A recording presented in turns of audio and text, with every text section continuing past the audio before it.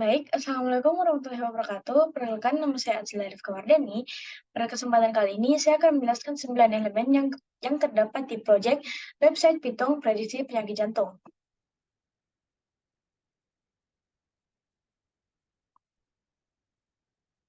Sebelum itu, mari kita berkenalan dengan aplikasi ini.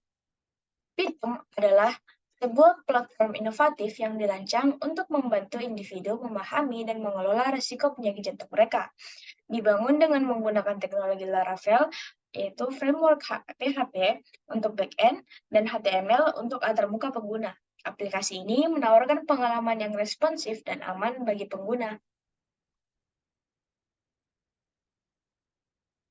Tujuan dan manfaat dari aplikasi ini. Aplikasi ini bertujuan memantau dan mencegah penyakit jantung dengan memberikan prediksi dan saran pencegahan yang disesuaikan. Melalui edukasi kesehatan, aplikasi ini meningkatkan kesadaran pengguna tentang risiko penyakit jantung dan mendukung perubahan gaya hidup yang positif. Aplikasi ini juga menyediakan akses mudah ke informasi kesehatan, berinteraksi dengan layanan kesehatan, dan mendukung inovasi dalam perawatan kesehatan. Dengan pendekatan holistik ini, aplikasi memberikan manfaat signifikan dalam pemeliharaan kesehatan individual dan pencegahan penyakit jantung di tingkat masyarakat.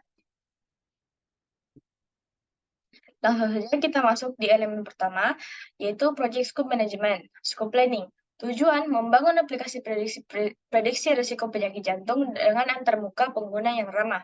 Risiko, potensial perubahan kebijakan, privasi kesehatan, dan keterbatasan data. Scope Definition, deliverables, algoritma prediksi, antarmuka pengguna, database pengguna, fungsi utama, input dan pemrosesan data, prediksi risiko, rekomendasi pencegahan. Struktur pemecah kerja terdapat 6 tahap: analisis, pengembangan algoritma, antarmuka pengguna, database, uji, dan peluncuran. Scope verification, uji fungsional, validasi prediksi, tinjauan tim, dan pihak ketiga. Scope control, proses perubahan formal, evaluasi dampak biaya, waktu, sumber daya.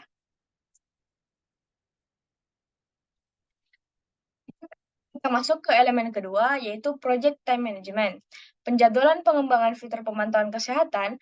Fitur pemantauan kesehatan dijadwalkan dikembangkan dalam 4 minggu, dengan proses pengembangan, penyesuaian, dan pengujian selama 1 minggu tambahan. Peluncurannya diantisipasi dalam waktu 5 minggu setelah pengembangan dimulai. Penyesuaian jadwal pemantauan kesehatan. Jadwal pemantauan kesehatan disesuaikan berdasarkan analisis pengguna yang aktif pada malam hari. Monitoring dan penyesuaian. Proses pengembangan terus dimonitor untuk memastikan peluncuran sesuai jadwal. Penyesuaian dilakukan jika ada kendala atau perubahan yang diperlukan. Elemen ketiga, Project Cost Management. Perencanaan biaya, identifikasi pengeluaran termasuk pengembangan perangkat lunak dan infrastruktur server yang diperlukan untuk layanan prediksi penyakit jantung. Pengawasan biaya, melakukan pemantauan berkala untuk memastikan pengeluaran sesuai rencana, dengan fleksibilitas dalam pengelolaan anggaran untuk penyesuaian yang diperlukan.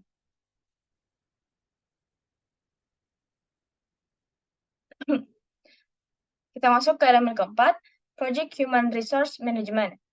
Rekrutmen. Proses cermat menetapkan jumlah personel dan kriteria perekrutan untuk mendapatkan keahlian khusus dalam algoritma prediksi, antarmuka pengguna, dan pengembangan back-end. Pelatihan. Program pelatihan khusus diterapkan untuk meningkatkan keterampilan tim. Tim dibentuk dengan mempertimbangkan keahlian dan kecocokan peran. Pengelolaan tim. Menetapkan tujuan kinerja, evaluasi rutin, dan fokus pada pencegahan konflik dengan komunikasi terbuka, menciptakan atmosfer kerja yang positif. Kita masuk ke elemen yang kelima, Project Risk Management. Risk Management Planning mengembangkan rencana untuk mengidentifikasi, menganalisis, dan mengatasi risiko dalam pengembangan aplikasi prediksi penyakit jantung yang dikelola oleh tim manajemen risiko. Risk identification mengidentifikasi potensi risiko seperti kesalahan prediksi, masalah keamanan data, dan perubahan kebijakan kesehatan. Risiko dikategorikan dan didokumentasikan untuk referensi tim proyek. Kualitatif dan kuantitatif risk analysis Melakukan analisis kualitatif untuk memahami tingkat dampak dan probabilitas risiko. Risiko signifikan dianalisis secara kuantitatif untuk prioritasi berdasarkan dampak finansial dan operasional. Risk response planning menyusun rencana respons risiko termasuk tindakan mitigasi transfer risiko atau solusi darurat. Setiap risiko mendapatkan respons yang sesuai untuk memastikan kesiapan tim mengatasi dampak negatif. Risk monitoring control melakukan pemantauan rutin terhadap risiko yang diidentifikasi dan mengidentifikasi risiko baru. Evaluasi berkala dilakukan terhadap efektivitas respons risiko dengan kontrol untuk mengelola dampak yang mungkin terjadi. Masuk ke elemen ke-6, Project Communication Management. Communication Planning. Proyek dimulai dengan perencanaan komunikasi yang mencakup identifikasi saluran, frekuensi pertemuan, dan konten komunikasi. Fokus utama adalah memastikan informasi disampaikan secara tepat waktu. Information Distribution. Strategi distribusi informasi mencakup penggunaan platform daring dan pertemuan langsung, pembaruan proyek, dan akses ke dokumentasi disampaikan melalui saran efektif. Performance reporting, laporan kinerja teratur memberikan gambaran pencapaian, kendala, dan langkah yang diambil. Grafik dan metrik kinerja diperincikan untuk pemahaman holistik.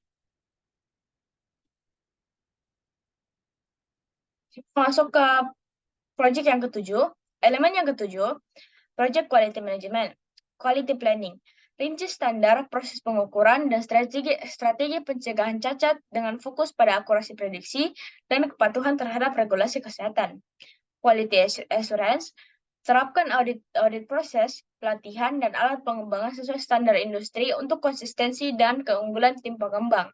Quality Control, uji fungsional, pengujian kualitas data berkala, dan mekanisme umpan balik pengguna untuk memastikan aplikasi memenuhi atau melebihi harapan. Fokus pada memberikan aplikasi berkualitas tinggi pada pengguna akhir. Elemen ke-8, Project Procurement Management, Procurement Planning, identifikasi kebutuhan dan risiko pengadaan untuk memastikan efisiensi dalam mendapatkan sumber daya proyek. Solicitation Planning, persiapkan dokumen pengajuan proposal yang jelas dan komprehensif untuk menarik penyedia layanan atau produk yang diperlukan. Conduct solicitation, ajukan dan fasilitasi proposal penyedia, memastikan kesesuaian dengan persyaratan proyek. Source selection, evaluasi dan pilih penyedia berdasarkan kriteria yang telah ditetapkan, memastikan pemilihan yang sesuai dengan kebutuhan proyek. Contract administration, tanda tangan kontrak, pantau kinerja penyedia, dan kelola perubahan kontrak jika diperlukan. Contract closure, tutup kontrak setelah semua persyaratan terpenuhi, memastikan kelancaran dan kesesuaian dengan prosedur. Yang terakhir, Project Integration Management, Project Definition, proses awal dengan membuat definisi proyek yang mencakup tujuan, ruang lingkup, dan persyaratan proyek aplikasi prediksi penyakit jantung. Ini mencakup identifikasi pengguna, spesifikasi fungsional, dan pemahaman tentang tantangan. Rancangan manajemen proyek, Pembuatan rencana manajemen proyek yang mencakup pendekatan umum, tujuan, identifikasi risiko, dan perencanaan keuangan menjadi panduan utama dalam mengarahkan dan mengelola proyek. Pelaksanaan proyek, mengarahkan dan mengelola pelaksanaan proyek termasuk koordinasi tim, pemantauan kemajuan, dan penanganan hambatan. Fokusnya menjaga agar proyek berjalan sesuai rencana. Monitoring dan kontrol aktivitas proyek. Pemantauan aktivitas proyek ini dari inisiasi hingga penyelesaian. Tindakan korektif diambil jika diperlukan untuk memastikan kesesuaian dengan rencana.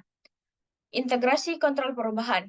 Implementasi prosedur kontrol perubahan untuk mengevaluasi, menilai dampak, dan memutuskan penerimaan atau penolakan perubahan. Memastikan perubahan mendukung tujuan proyek. Penyelesaian dan penutupan proyek.